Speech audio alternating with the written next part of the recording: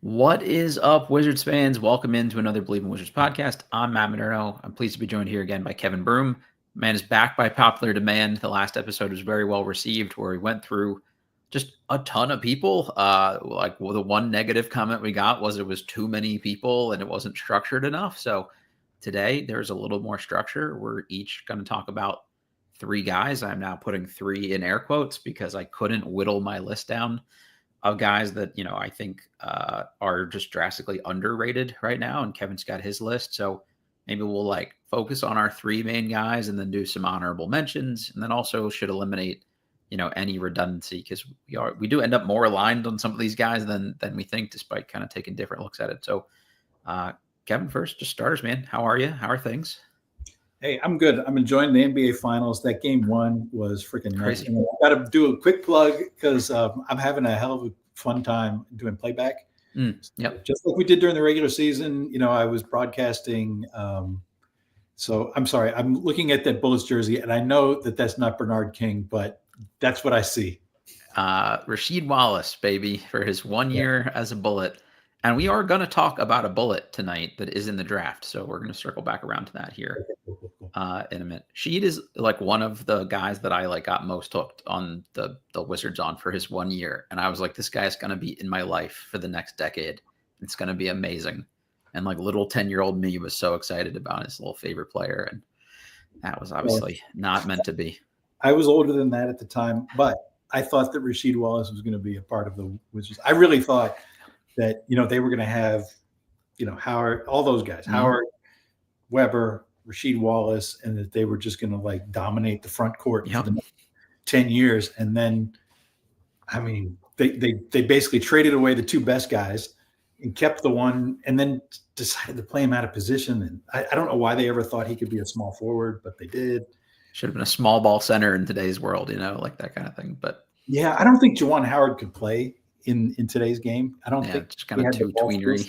Yeah. He wasn't athletic enough to play center, at least in today's game, and he doesn't have the perimeter skills. Maybe if he came up today, he'd be more of a shooter. He'd be Channing Frye and develop some stretch five ability or something. He'd be one of those kind of things. That really set the tone for my Wizards fandom of oh, cool, prepare to just be disappointed for the next 25 years. Started rooting for vomiting on during timeouts in the third quarter. Yep. Just how many hot dogs can you shovel down? Gotta love that. All right. On a happier note, we're going to talk about guys that maybe could be steals in the draft here, and specifically ones that it just would be good for the Wizards. They need talent at any position realistically, and they need to find guys. And there's so much talk about how much you have to nail the sixth pick and get all these things right.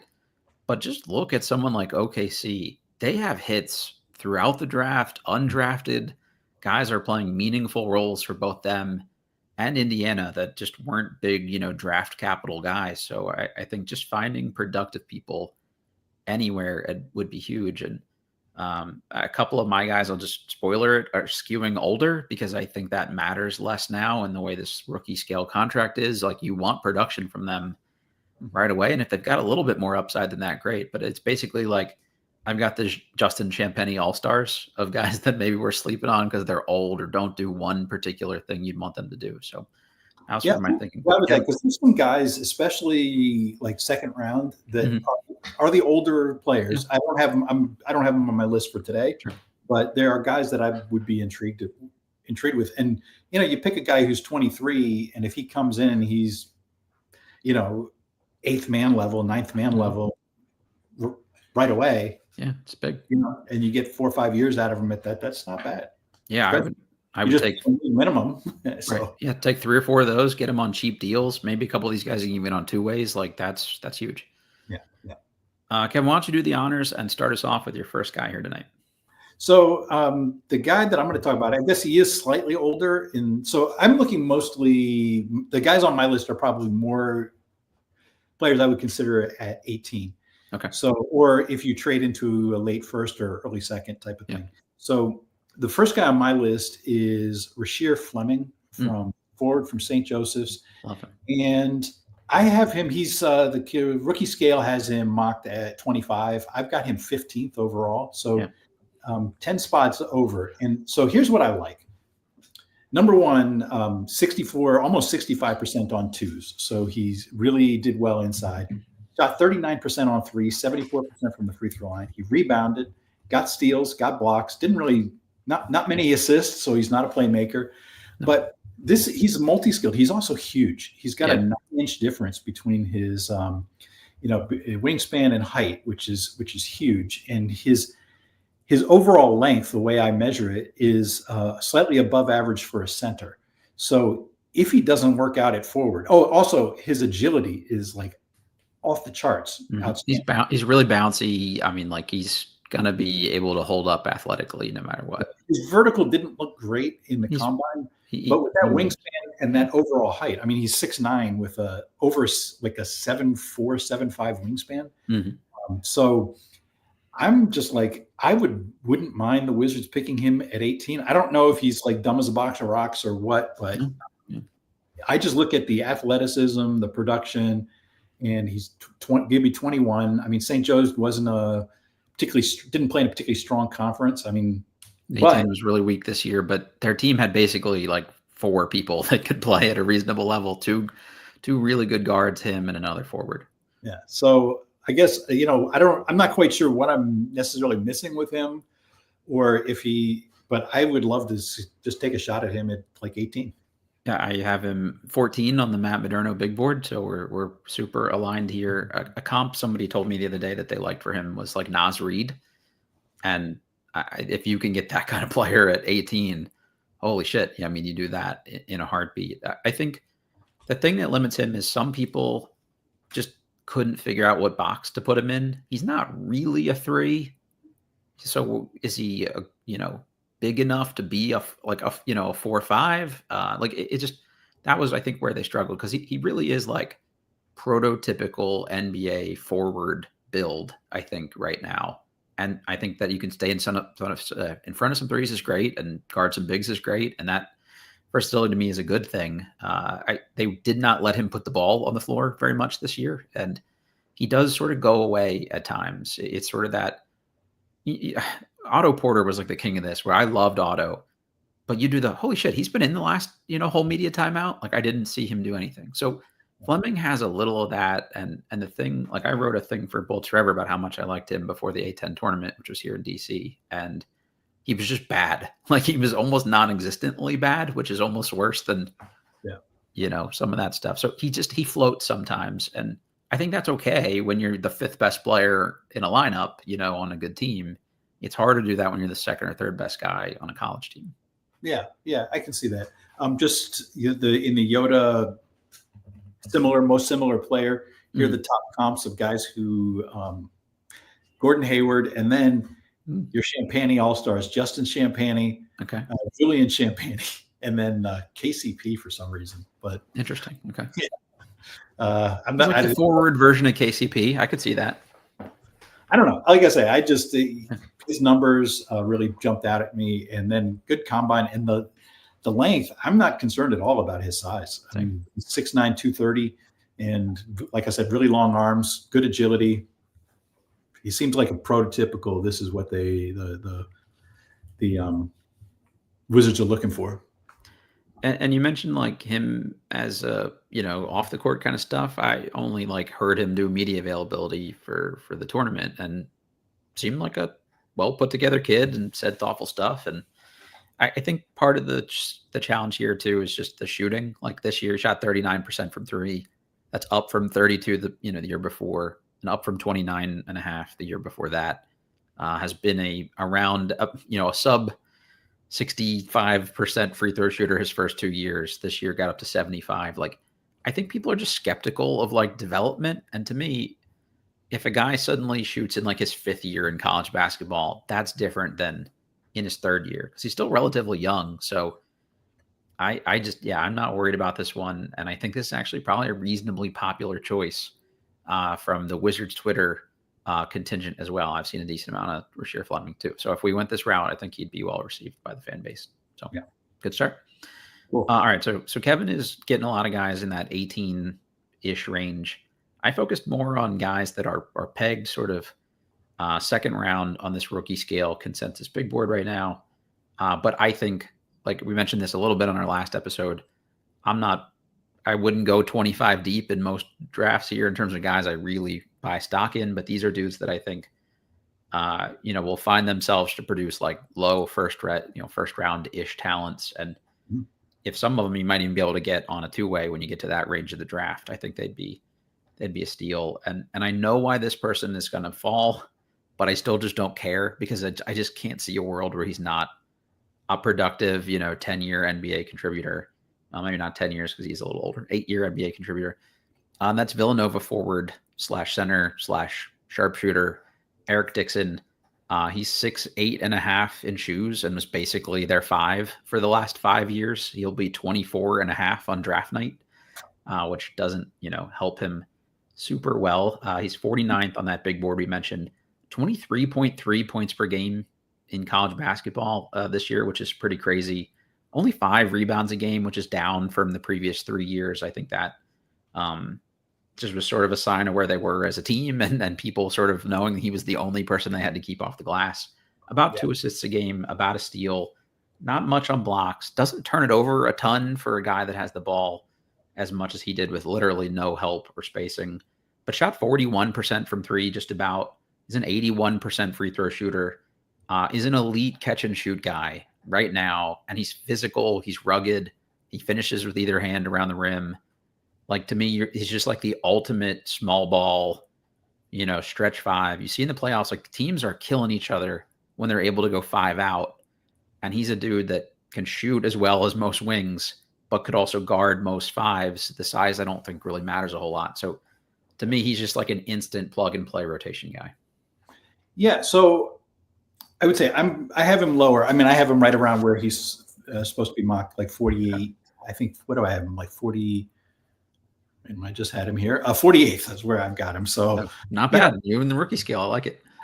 That said, this is the kind of player I would love to take a shot on. And I would rather, if they can buy into, the 45th pick or the 52nd pick, and he's still sitting there, I'd love to do that. Yep. So a couple of things that I'd love. One, like you said, over 40% on threes on a high volume. And, took more than 8 per 40. Not for a guy who played center, he didn't rebound, no assists, no steals or blocks or anything like that. Not a lot of that, but he definitely can score and he definitely can shoot. Over 80%. Now, 2-point percentage was below 50%, so that's a caution.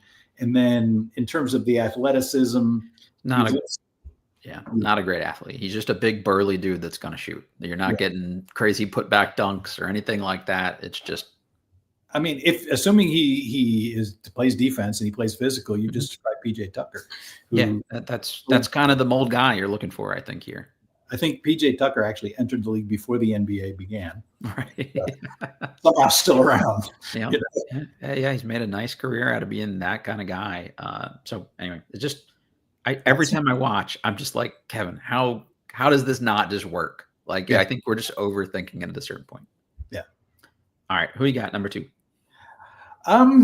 This is not necessarily in like the order that I have. It actually is kind of in the order that I have him on the Yoda big board. But next guy I've got is Drake Powell from North Carolina.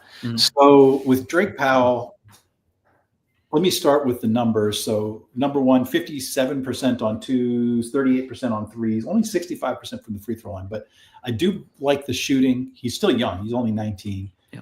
Not a lot of non-shooting production.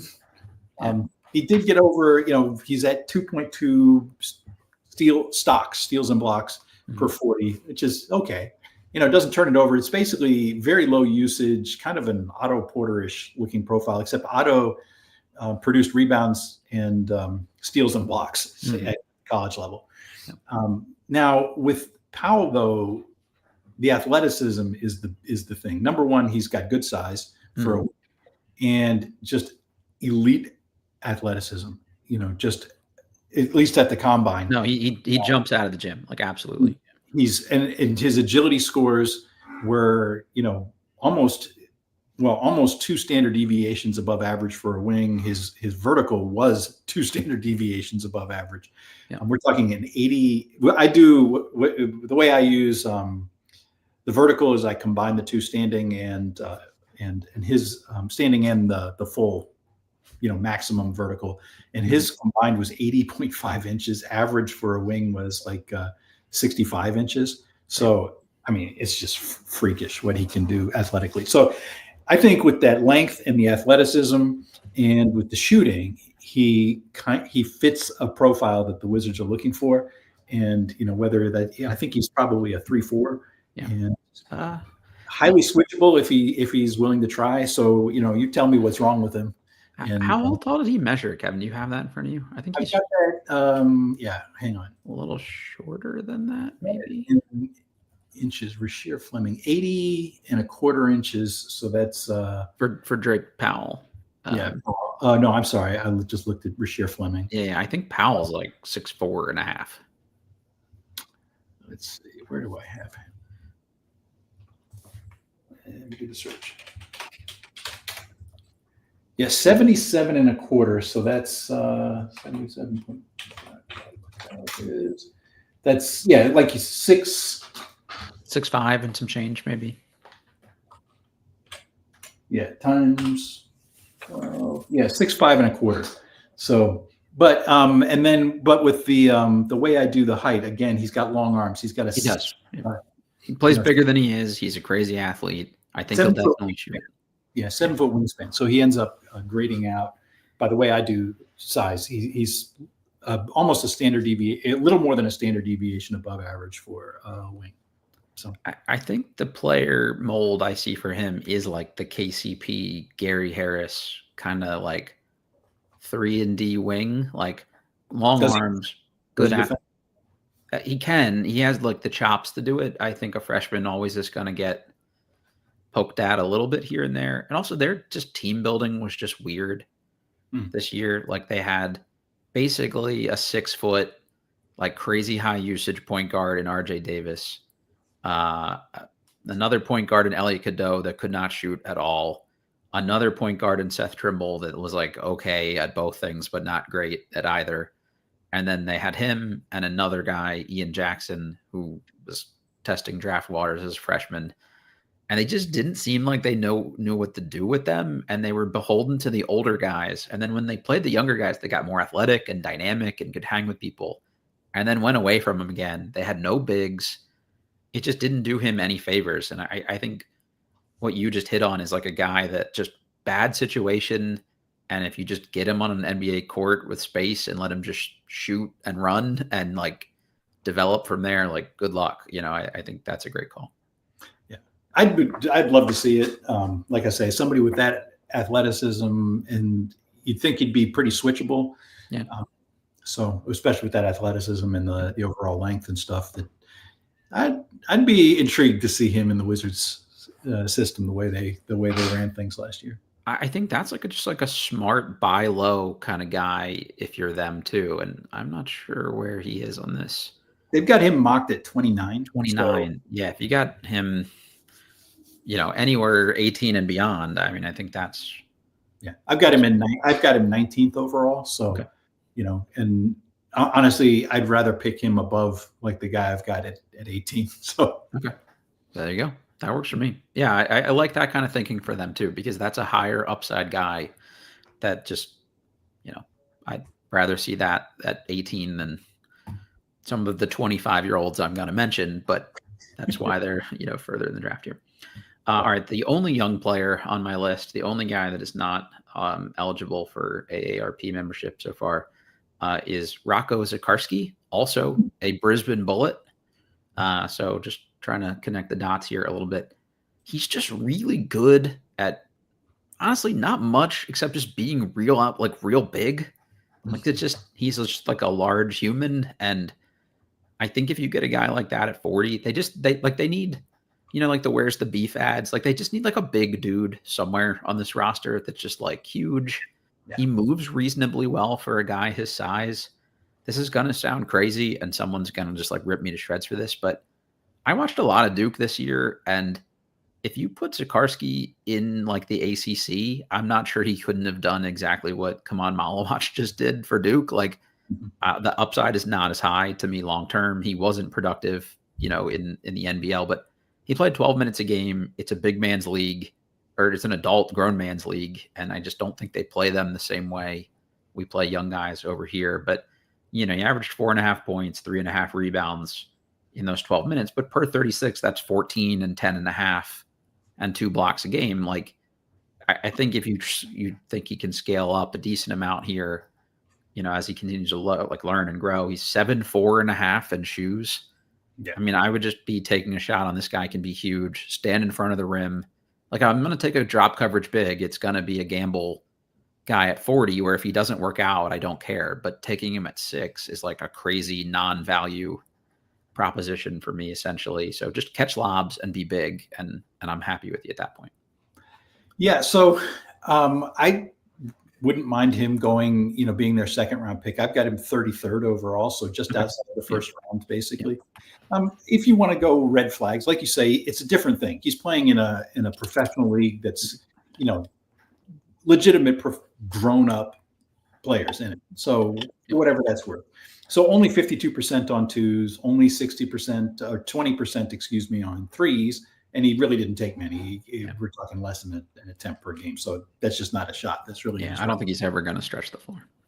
That said, I like his big man stuff that he does. 4.9 offensive rebounds is outstanding. And a lot of them are his own misses, to be fair, of like missed dunks that he's putting back for layups over smaller people, but I'm okay with it. Yeah. Well, here's the thing. I mean, the production is what it, but he also blocked shots, 2.3 per 40, which is not bad. And he did foul a bit for, over 4 per 40. But, we're 15 and 11.5, 15 points, 11.5 rebounds, a couple blocks per 40. Even if he doesn't scale up, even if he's a 12-minute a game backup center, if you're picking 40th, that's okay. And if you're bringing him in and he can compete with Tristan Vukcevic for backup center minutes and, provide a really different kind of change of pace sort of thing where Vukcevic comes in and is more jacking shots and doing his kind of mobile big man stuff. And then you've got the hammer of Rocco. That's Zikarsky, which sounds like a hammer. It fits, right? I don't know why, it just does. I could see using a roster spot on him and using the 40th pick. To me, exactly. I've got him as a guy that if he was there at 40 and we just snatched him, I wouldn't think twice about it. And I just would like to see someone kind of big and physical for Sarr to have to go up against in practice, even for the next X amount of years. Just, you have to outwork somebody. And if he turns into more than that, like, cool. I'm happy to take a flyer on it, though. Yeah. All right, Kevin, who's your third guy? So I'm debating right now whether I want to take the third guy that I had down or whether we got time. We'll do them both. So why don't we each do 4 at least? Or whether I wanted to jump to my first alternate. So actually, I'm going to jump to the first alternate then. I like it. We're going to do both. And so I'm going to take my namesake, Johni Broome. There you go. Yeah. So Jahmai, he's 22. I'm intrigued. So they've got him mocked at 36. He shows up 11th in Yoda. He's insanely productive. Yeah. Yeah. He was efficient without making threes or free throws. So we're talking 56% on twos. Ton of offensive rebounds, ton of defensive rebounds, assists, steals, blocks, doesn't foul, scores. And he's got decent size. Let me see. I'm a screen across here. Decent agility. Doesn't leap very well, but good agility. So part of that too, he was injured during the combine, and so people were making some jokes about how bad the vertical was. But he's not like a great leaper anyway. I just don't think he's as bad as he looked in that. Yeah. His combined vertical was 52.5 inches. Not way. That said, he's still. That's a standard deviation below average for a center. Centers are about 58 inches, but still, even injury or not, his agility was outstanding. His combined movement scores. So, and like you said, highly productive on a great college team. And I wouldn't pick him. I would consider picking him at 18, but especially if you could trade in somewhere in that early second, late first, and get a pick to snap up a guy like that. I think having an adult in the room which is funny. Drafting a college senior, bringing in a rookie. I mean, he's the third oldest guy on the team all of a sudden. Yeah. Right. So anyway. Yeah. This is a dude that's like the definition of like a self-made man too. He started out like really underrated at Morehead State, spent 2 years there, transferred to Auburn for 3. Yeah. And by the end of this 5th year, I mean, it was him and Cooper Flagg like neck and neck for NCAA Player of the Year. And he did that like solely. He almost didn't get it just because he got hurt a couple times. And I don't know if I know you didn't watch much tournament, Kevin, but like the guy literally had a shoulder problem for the second half of the year and was like dragging a limp arm with him through like the Sweet 16 and still, was grabbing like one-handed rebounds and then coming down and hitting like step back threes on people. And you're just like, are you allowed to do that? I watched the tournament. And so, I mean, not the tournament. I watched the final. Yeah. Okay. Yep. So, I mean, he made them a good competitive team. And I think just being really good at basketball is an underrated skill. And it's hard to watch Johni Broome play and just say he's anything other than really good at basketball. So, yeah, the guy just visually, as I watched him play that one game, that he reminded me of a little bit was Al Horford. Yeah. And, that's the kind of vibe. Yep. And so I would just, I'd be intrigued. And Gregory Castillo, in the comments here, athleticism like grandma, according to the combine. Grandma was quick. Yeah, right, exactly. Yeah, grandma can move her puppies side to side here a little bit, but do you remember the Robin Lopez line about not being able to jump over the Wyoming phone book because it was the smallest of the phone books? I just thought that was really a good line, but it's kind of that vibe. Like he's not going to out athlete you, but he's tough as shit, and I think that's something this team could use an infusion of as well. Like we're a little soft right now, so I mean, I like you. You like that MFR factor, at times. So, all right. The next guy I got here is probably the second oldest person in the draft. One of them. That's 6th year player from Wisconsin, John Tonje. Oh yeah.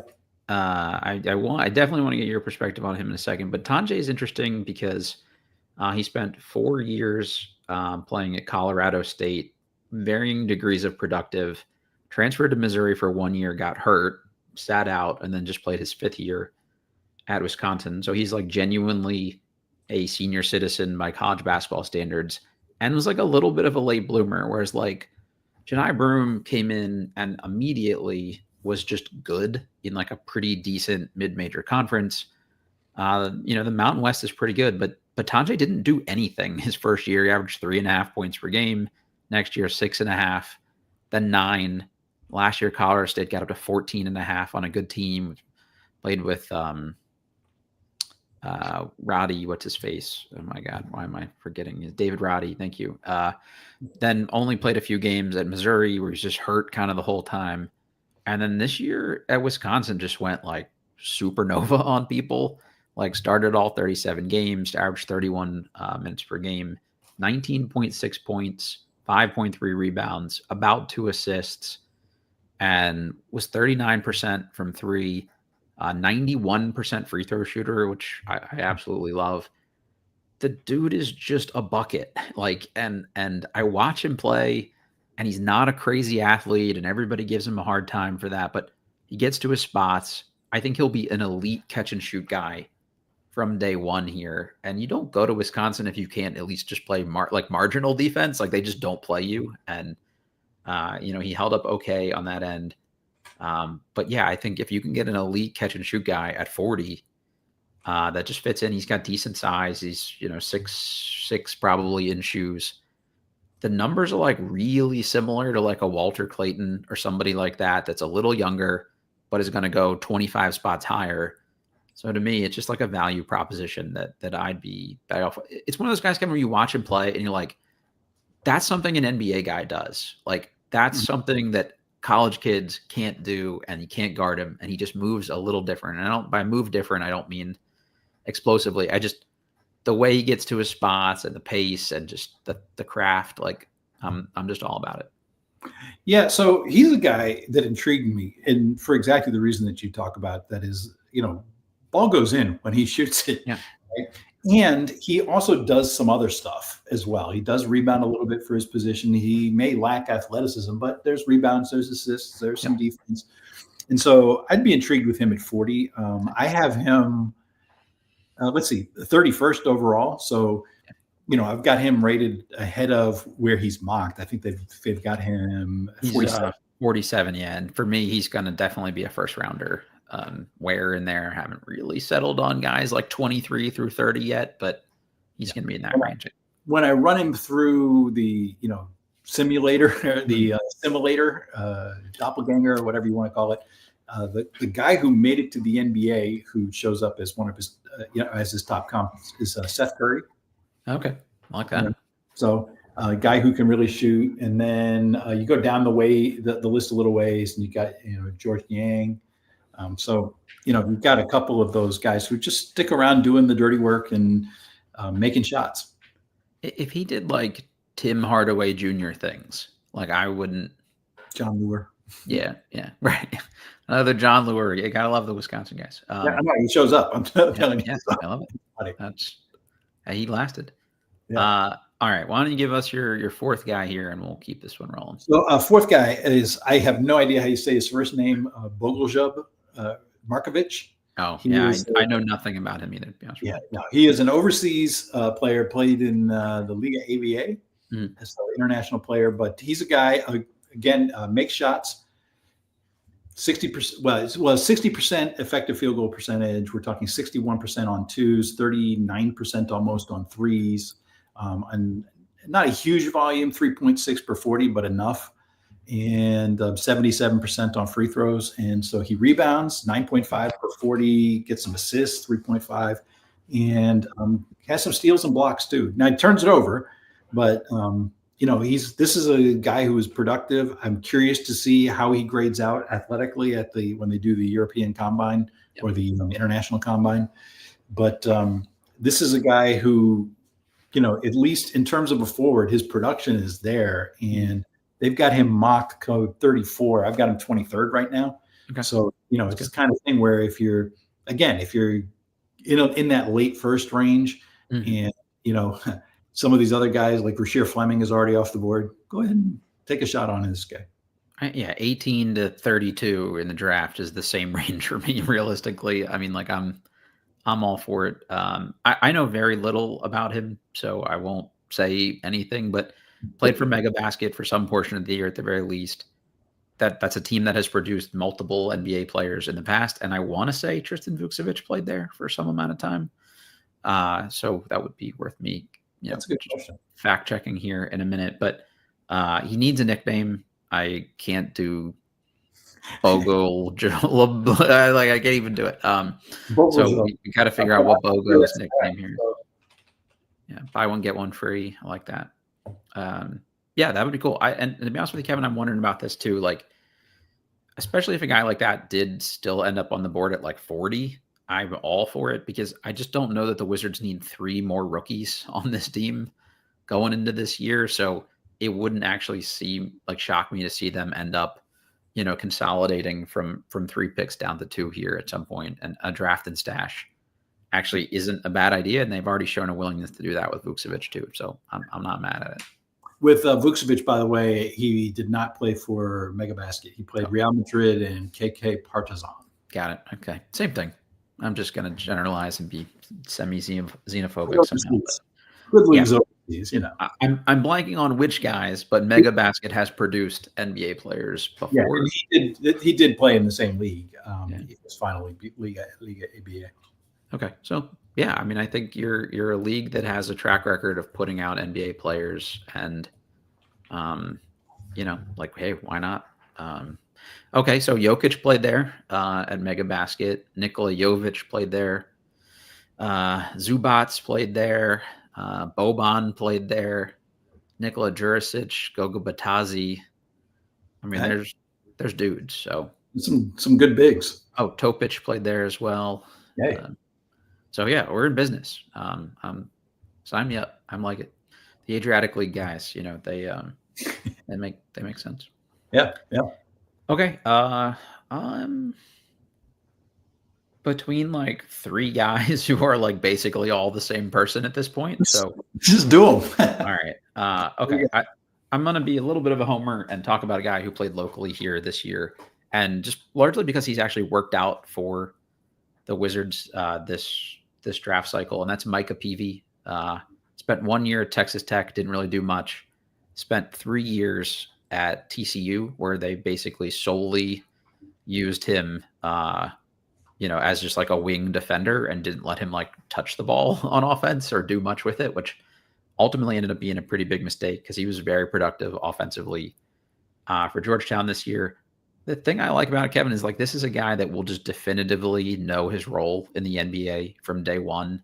He only shoots threes or layups. Like that's literally it.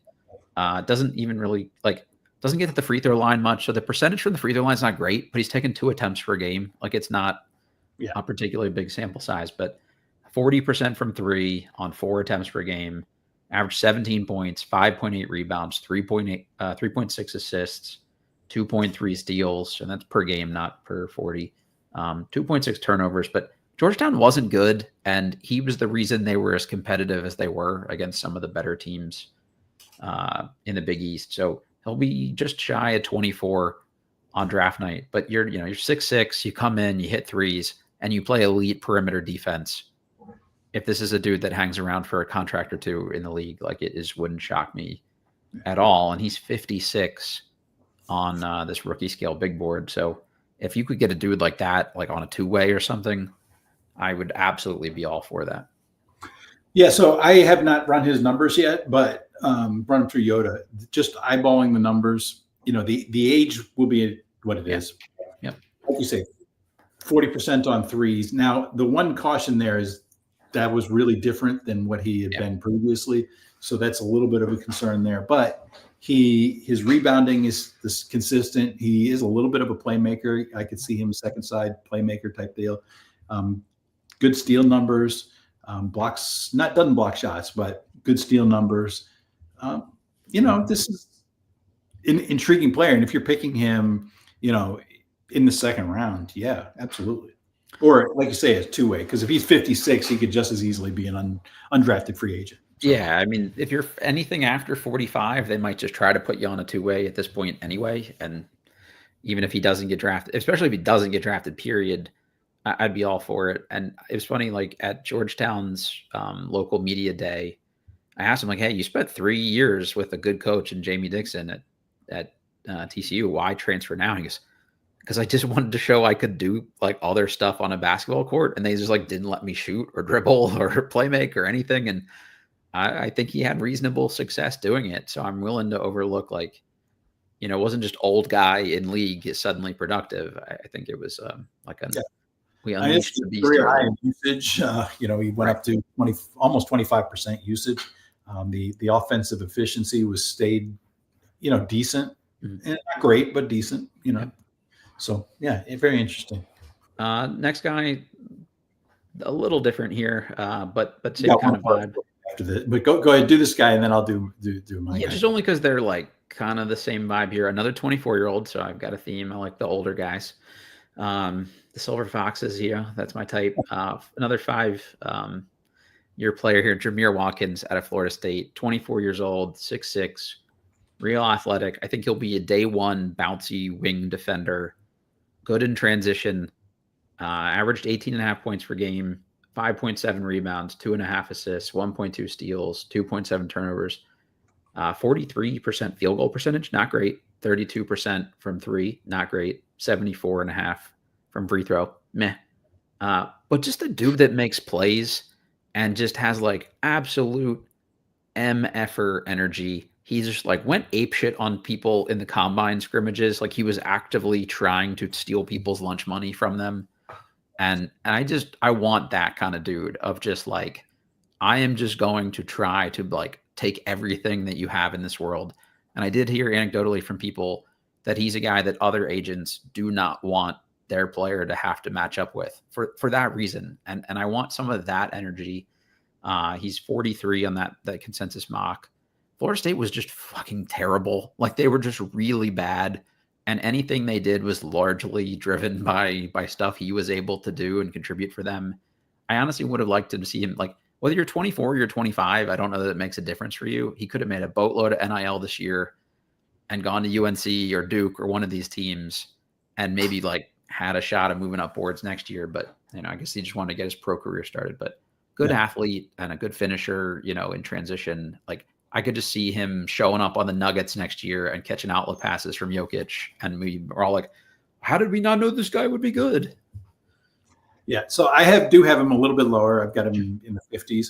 Okay. For some of the reasons you cited, low 2-point percentage, low 3-point percentage. I do like the rebounding. There is some playmaking there, and he does generate steals. So not a ton, but some. Yep. And so this is a guy. Yeah, I could definitely see a team like the Nuggets, or a team that could just use an infusion of energy and competitiveness and toughness into their lineup.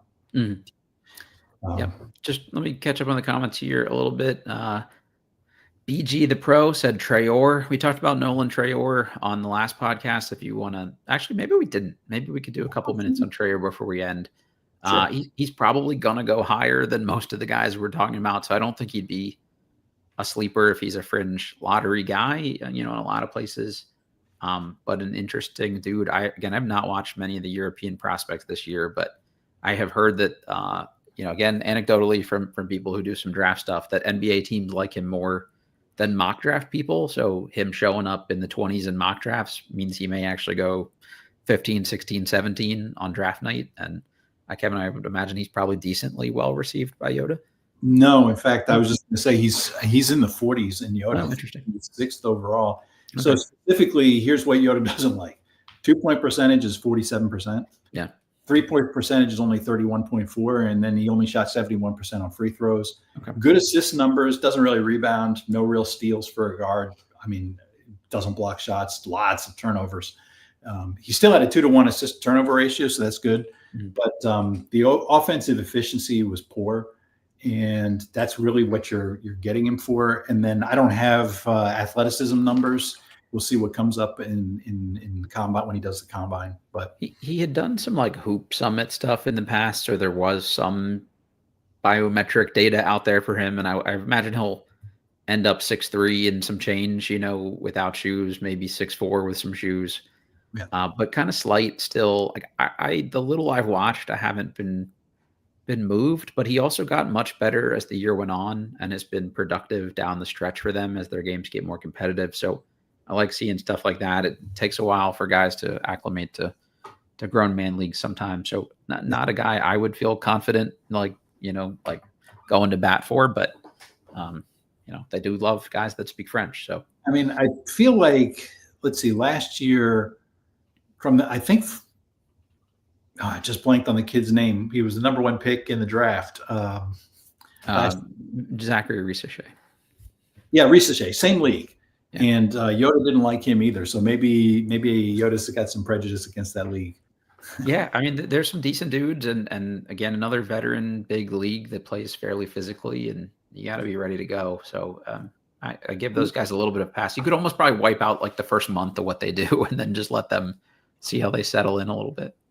Yeah, and then just in terms of like slight and all that kind of stuff, I actually stopped using strength as basically. Yeah, I had stopped doing it before the NBA phased out the bench press. Because Kevin Durant famously couldn't do a single rep, and what difference did it make? He was 19 years old and he was real skinny, but you knew he could play. It's like, why on earth would I ding him because he can't bench press when he's a 19-year-old kid with freakishly long arms? I've yet to see an NBA player that doesn't get bigger and strong, more like solid and stronger and things like that. Like there's levels to it, but that won't be the one discriminating factor that prevents him from working out. That's my usual go-to. Okay, so that's one. Ain't No Half Stefan said that PV steal rate must be outstanding. Yeah, I would think so. Gregory Castillo said Drake Powell, Jamir Watkins, Sion James for Duke. Sion James is not one I have on this list only because I know he will go higher than people are expecting him to, because half the GMs in the league are Duke graduates and he's smart and like very thoughtful and will be like a leader day one. So someone will take him and Tyrese Proctor and people will act shocked, and then they'll hang around for 10 years and Sion James will be the general manager of the Pelicans, 15 years from now. And so Sion is a guy that I like better than the mocks. The mocks have him at 44. I've got him 32. Yep. Makes shots. Good player. Good rebounds, good assists, some steals. So he's a guy. Once again, if the Wizards are sitting older, but once again, if the Wizards are sitting there with a pick, somehow end up with a pick in the, that second round, absolutely. Yeah, the 3-and-D wing guard, whatever you want to call him, day one, mature, was willing to sacrifice actual stats to go to Duke and try to win a ring. Yeah, Tyrese doesn't like nearly as much, but okay. Yeah, I don't like him that much either. So suck it, Tyrese. Another Aussie. Yeah, we only have one Aussie in this draft pod tonight with Rocco, so we'll keep it rolling. Okay, and then let's see. Darren March said, I hope the Wizards don't draft another guard. I like our current backcourt of Poole, Bub, and AJ. The Wizards need all the front court help they can get. I would just say watch the NBA Finals and see when these games are ending, how many guards and wings teams have on the floor versus how many bigs. So if your intent is to get the most out of Alex Sarr, he has to almost be a 5-out center for you, which means having 4 other dudes that could shoot around him is to your benefit. So you need more guards and wings than you need bigs on an NBA roster. And I'm not saying that the Wizards don't need another big, but I also don't think we don't know if AJ can play. We don't know how good Bub ultimately will be. And I don't think Poole's here long-term. So I wouldn't let them block me to. I think the Wizards need talent. They need players at every position and every role. Because for one thing, we can like Bub all we want. Like you said, we don't know if he's going to work out. We don't know if Sarr is going to work out. I think he probably will. Sure. If he puts in the work, etc. We don't know if if Coulibaly is going to work out. I think he will if he puts in the work. But they need guys, and you need multiple of these guys as well. So, like I say, you need, and they need to be switchable. You need all the flexibility, the lineup flexibility and stuff. So just whoever the best player is, just pick that guy. And these guys are young enough. They're good enough. The coaching's good enough. They can figure it out. Does the 80% outcome of this player be can they succeed on an NBA Finals court? Can what they do translate? Can they bring you at least one thing to play some role for you, especially in the range of the draft we're talking about here? And you look at a guy I think you liked him in Yoda too, Kevin, but a guy I stand for last year was AJ Mitchell. And they throw him in an NBA Finals game. The dude gets 3 shots up in the first 90 seconds he's on the court. He's not been crazy productive this year, but he was in the rotation for the deepest team and the best team in the league. And they looked at him all right, this is a playmaking guard, who people are underrating because he didn't shoot a lot of threes. And they see stuff that translates, and it's working out pretty well for them. Yeah, I didn't love him, but I do see in the numbers some of the same sort of stuff that we're talking about. He's a guy who makes shots. Yeah. 80 last year he shot in college 86% from the free throw line, almost 40% from 3. Some rebounds, some assists. It's a player, and he's a little older. His competition wasn't as good, et cetera. But he was a guy that's an intriguing player, and it's not shocking that a team like OKC would end up with him. Go figure, right? Almost like those guys know what they're doing. Yeah, I think there's usually one guy every year from one of these Western Coast conferences that I love because I'll fall asleep to West Coast games. I didn't really have one this year. One dude I'll just throw out there maybe as an honorable mention is Utah sharpshooter Gabe Madsen. Utah is kind of the West Coast, at least in terms of the people they're playing against. But the dude is just, again, he's another old man, but he's 6'5". And I think he'll just absolutely shoot it from day one. The numbers weren't really good this year, Kevin, from 3, only 32%, but on basically 9.5 attempts per game. And everyone knew that every time he touched it from anywhere on the court, he was just going to shoot a 3, 85% free throw shooter. I just buy him doing that at an elite level, and just sort of, you can just watch certain dudes regardless of what percentage goes in sometimes and be this is a guy that will make shots. So if he hung around as a 2-way guy for somebody and made some 3s, it wouldn't shock me. But yeah, I haven't been through yet, but the 32% from 3, not good. But that's the only thing you do. Yeah, you got to make a few more. But it was also a complete aberration. We're talking he still shot 36% for his college career, Right. and we're talking 39% as I guess that was a sophomore, and then 37% as a junior, 39% almost in as a senior, and then as a fifth-year senior, he tanked. His shot cratered, but They were just like straight up really, really bad this year. And when he had another like Brandon Carlson the year before as like a huge center around him, suddenly he's a good shooter when he's open. And now when you're a limited white guy and that they know what you're going to do, like it just kind of threw that off. But I would buy the shooting there. The hair is pretty incredible. There's a lot of hair going on there. Yeah, it's at least in the photo. Kevin, any other honorable mention guys here that you want to shout out? Yeah, so there's one more guy that I just wanted to talk about, and again, another one I don't know how to say his name. Adou Thiero. Thiero, yeah, for Arkansas. Yeah. Arkansas, exactly. And he's a guy. He's listed as a forward. Probably has to play forward or maybe even a small ball 5. And he's not like at the top. He's mid first. Yeah, he's definitely not going to play small ball 5. I'm just going to tell you that he's like 6'6". Like, yeah. Well, then maybe he's got to learn how to shoot because he doesn't shoot very well. He does not shoot very well. The shot is completely and utterly broken, but he is a whirling dervish Tasmanian devil on a basketball court, and just good things happen to him. And if he ever shoots a little bit, I think he becomes a steal. Yeah, that's what I like about it. He rebounds. There's some playmaking. 2.4 steals per 40. That's among the highest marks in the draft. I mean, VJ Edgecombe's at 2.5. So this is a guy who's alert. He blocks. He's over a block per 40. He's got the markers for playing hard, and he's got decent athleticism too. So it looked like I did look up his photo. He's looks like a bull in the china shop. Yeah, the proverbial bull in the china shop. He's a big dude, but so. I like him a lot too. If I thought he could shoot even a little bit, I think actually NBA teams probably feel the same way, but. He also just got better over the 3 years of just like, okay, here's what I do well, and I'm just gonna do a lot of it. Like didn't take a lot of threes, which is at some point you're gonna have to take a few in the NBA, but got to the line a decent amount this year and just kind of put his head down. 69% of them isn't great, but like you said, he's just gonna stuff a stat sheet.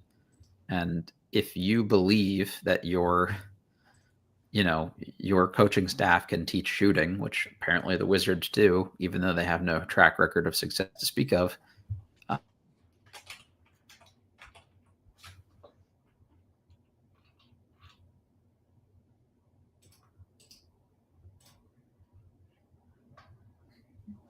Sorry, my internet lagged on me there for a second, everybody. So you froze up there for a minute. Yeah, sorry about that. Kevin, anyone you want to leave us with that we haven't talked about that you? Nothing is jumping out to me. You froze up again there. So that was the main guy, if you will. My last guy to really talk about. So if you got anybody else. Yeah, I'll just rapid fire a couple names at you, and I'll tell you why they won't probably get drafted, but I would just be interested. And if they hung around and a few best outcomes things came together, wouldn't shock me. Also, Akbar asked in the chat if we were going to talk about Thomas Sorber. And he's obsessed with him. I like him as well. We did talk about him on the previous podcast. Yeah. So go check the last episode of this show here on the channel. And there's a timestamp on there to tell you when we talked about Sorber, so you can jump right to that. But we both liked him. Okay. Elijah Martin from Florida. He spent 4 years at FAU, and they went from really bad to really good, and he made a Final Four run with them. He goes to Florida. They end up winning a national championship. Obviously, he had help, but just like a day one ready role player. He measures like 6'2.25" in shoes as basically a 3-and-D wing, which isn't ideal, but if he were your like Alex Caruso kind of like next best hope sort of dude, he's built like a brick shit house. He just absolutely straps people up. 14.5 points per game, 4.5 rebounds, 2.2 assists, 1.5 steals, 1.4 turnovers, 35% from three on about 6 attempts per game, 76% free throw shooter. Use whatever underrated guy you want to do from the Thunder, whether it's Caruso or Lou Dort or whatever, but Just guys that win and are like genuinely very tough. I just wouldn't rule out. And he's been okay being a low usage offensive guy and been reasonably efficient. I think if he weren't, almost 24 years old, he were doing this at 22 and come out 2 years ago, I think it'd be a little different story. So I've got him 30th, which is much better than where he's mocked. And the guy he reminds me of a little bit is Kyle Lowry. So yeah, I like that. Yeah, I just think like something like that, it just being tough as shit should matter too. Like those are the kind of guys that I'm willing to take an extra shot on. Another defensive archetype guy here, probably the best perimeter defender in this draft class who definitively won't get drafted. And that's Jahmai Mayshack from Tennessee. He's about 6'4". He played 4 years at Tennessee, averaged 6 points per game, 4 rebounds, 1.5 assists, 1.7 steals. Was a 35% three-point shooter, but on 1.5 attempts per game. Like they literally didn't let him do anything on offense. But he just absolutely turns the water off for whoever he guards. Big, solid dude, good athlete. And I don't think like he's totally broken offensively, low 70s free throw shooter. Like it's not what you're banking on him for, but he will genuinely be everybody's best defensive perimeter player, like day one on a roster. And this is whether there's enough there to hang. Yeah, he's 11.6% usage rate this season, but his defensive box minus was box plus minus, was +7. So, which is outstanding. That's like an absolute elite defender. So very interesting player. Yeah, so we'll see. Last guy had Xavier forward Zach Freemantle. He spent 6 years in college basketball. 2 of them he was out injured. 6'8". I think stretch fours are just kind of in. Another guy that I think is just a much better shooter than the percentage this year. Never seemed like fully right, but 17 points per game, 7 rebounds, 2 assists, 1 steal, a little less than a block. Only 30% from 3 on 3 attempts, but a 75% free throw shooter. He's got good touch. I got to see him play in person a couple times this year. And again, you can't put too much into this because like at some point when you're on the court, you actually have to make the shots. But this is a dude that like warming up for a game, he just like absolutely like torches the net. And you're like, holy shit, like why doesn't he make more of these in a game? And he really just didn't take a lot of them. So I think that's maybe where it's coming from. But if you just watch like Xavier highlights for like 5 minutes later, Kevin, even if he's not involved, air quotes, in the play, it's I'm sealing off my guy for a lane to the basket. I'm setting the screen and holding holding the defender just long enough. I'm like ghost screening something really well to open up a lane for somebody. Like it's like the typical, like I know it sounds like a coach speak kind of thing, but like they talked about like every big play they had all season, like he had something to do with whether he touched the ball or not. And 6'8", good mover. If he can actually make enough of those shots and he stuck around, it wouldn't shock me. The guy he kind of reminds me of is Taylor Funk for the Go-Go. Just like a big dude who just drills threes and probably will never do enough to like make an NBA roster. But if he got a couple of 10 days here or there and you heard the name, this is a guy that definitely won't get drafted. So I'm going like super deep cut for you here. I'm not advocating for him at 40. But if he was getting the 10-day, 3 or 4 years from now, like I wouldn't be shocked by that. Yeah, I haven't run him through Yoda, so I can't really. Yeah, it's not going to like him, so I wouldn't worry about it. Right. Last one for you. Gregory Castillo asked in the chat here if you have run Zeke Mayo through yet. I've not run him through. So Mayo's interesting. He's a guy that spent multiple years, at the mid-major level in a good conference, and then scaled up this year to Kansas. They were just kind of a mess, and I think the numbers are maybe actually even a little better than I thought he played because it was just really up and down. But this is one of those ones where I don't know if it's just because the team situation was so weird and they had no spacing and they kind of relied on him to be the floor spacer, and he shot well from 3. So yeah. I can see the shooting. I mean, 42% on threes and 83% from the free throw line. A low 2-point percentage, which is not good. Basically, no offensive rebounds. Some defensive rebounding, some assists, but no defensive impact really. So, and slightly above 1 assist turnover. A lot of turnovers there. Yeah, So I don't buy the playmaking. That's my lone challenge for him. So essentially, he's a 6'1" shooter for you. So can he be Bryn Forbes? Like that's the kind of guy. But hey, if he hung around on the team, I wouldn't. I'm not like totally out on that. But yeah. All right, Kevin. I mean, this was good. Hopefully, this was more structured for our one listener the last time. I said 3 guys each, so naturally we spent an hour and talked about 15 people anyway. So take that. But this is fun. Thank you for doing this. I enjoy it. I don't know. Any thoughts on what we do? Maybe we knock out one more of these. Want to do a mock draft next time? Yeah, that would be fun. Actually, is to see if Oz is available, and another of our traditions is to do a mock draft, and like maybe next week just do one of those and see where things go. All right, I'll send you guys both a text. Everybody, thank you for listening to this. Rate, review, subscribe, all the good stuff. If you're still watching on YouTube, hit that like button for us. Kevin, shout out all the work you're doing here. It's great across the board.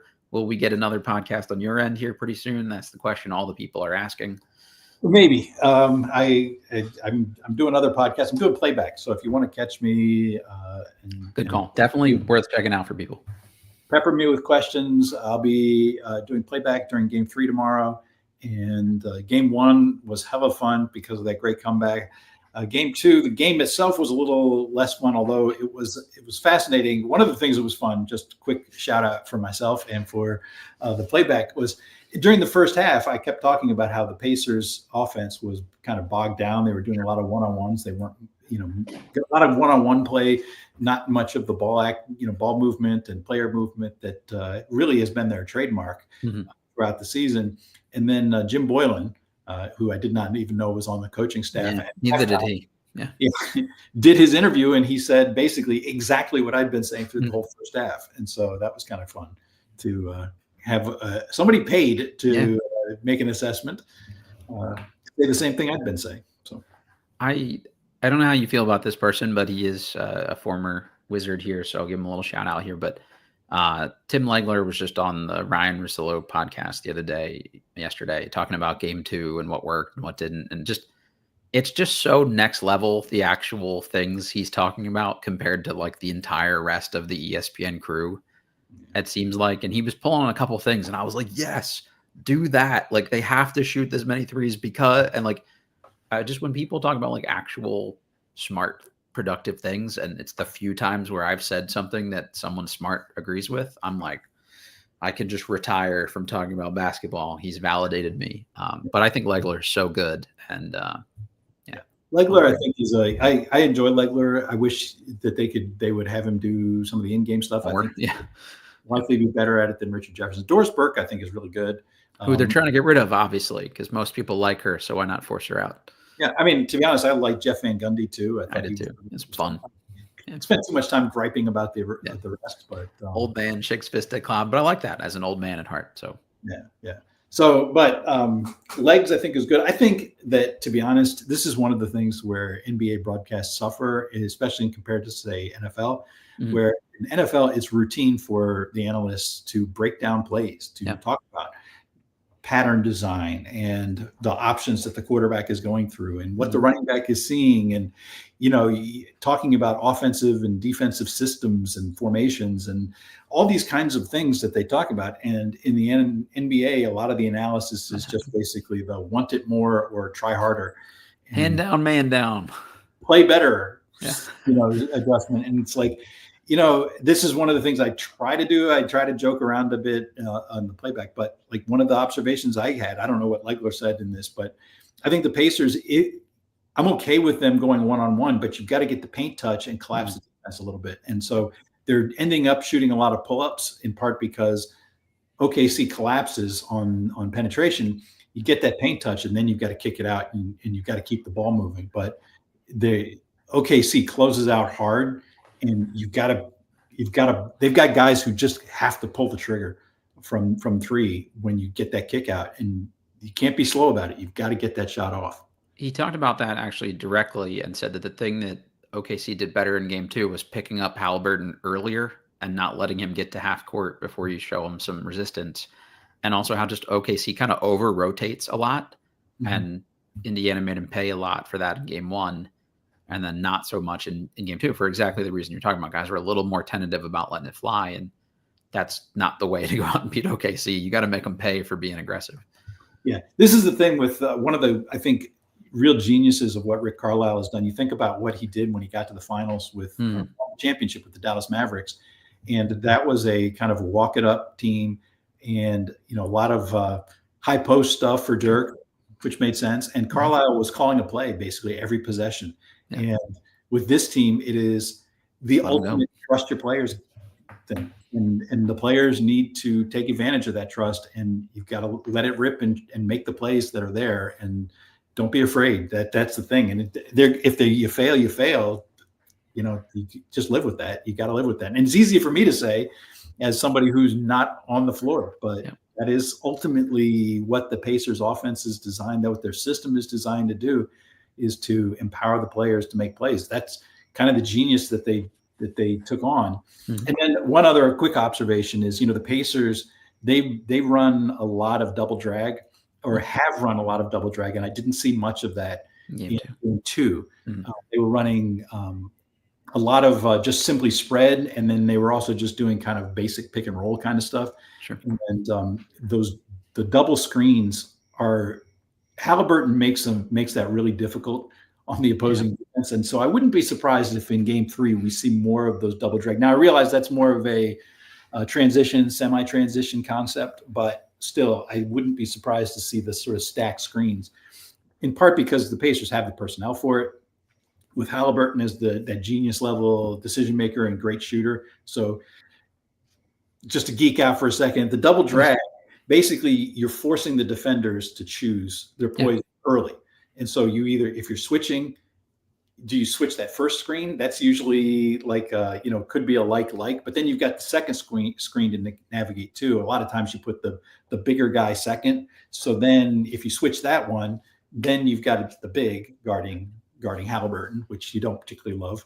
And so then you can take that guy.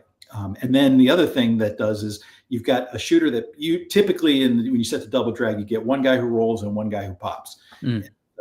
The order of that doesn't matter. And then you can morph that from one guy rolling, you send the first guy to roll, then you send the second guy to screen the screener. And so you run a pin down. Or you can then set a stagger screen with those two guys basically screening for a shooter in the corner, or looping back to shoot it from the weak side. So there's a lot of options. And then you've got Halliburton. So if you try to not switch it, you send He'll make you pay. Yeah. The shooter goes under. The defender goes under. Then Halliburton nails a 3 in your face. So anyway, the bottom line is, I think ultimately the Pacers, it would be great to see them do that, but I think they need to be quicker in terms of their decision making and just getting those shots up, and rather than trying to take guys one-on-one and maneuver for shots, is if you've got even the slightest opening, just let it rip and see what happens. I thought that worked especially well for them in game 1 when OKC went small, when it was only Chet as the only big. As soon as you kind of took him out of the play with that, it's like, cool, who are you really afraid of, when you've got all these other 6'4" stocky guys basically out on the court. So it'll be interesting to see if what Halliburton was able to do in the fourth quarter of that blowout. Now, some of that could have been, OKC slacking off effect, and some of it, but he did get some shots and just pull up and shoot them. And he's a great shooter. So that should be a positive thing for them, is if he can just get shots up. Still incredible to me every time that he's the shooter he is. And the release has gotten so much quicker, and yet it's still just kind of wonky, but it works. He's a Yoda favorite. He is current actual favorite player in the league to watch. I enjoy watching him play, and his personality, his just sort of perspective. Like I said, walking off that game after getting stomped by the Knicks in game 5, and he had a big grin on his face, and he's like, hey, basketball's fun. Yeah. Even getting your ass kicked, it can still be fun. Yeah, when the guy gets punched in the mouth and tastes his own blood and is excited about it, you're like, uh-oh, this dude's different. Yeah. So I love that. Cool. Check Kevin out on Playback tomorrow, and also all the great work he does over at Bolts Forever.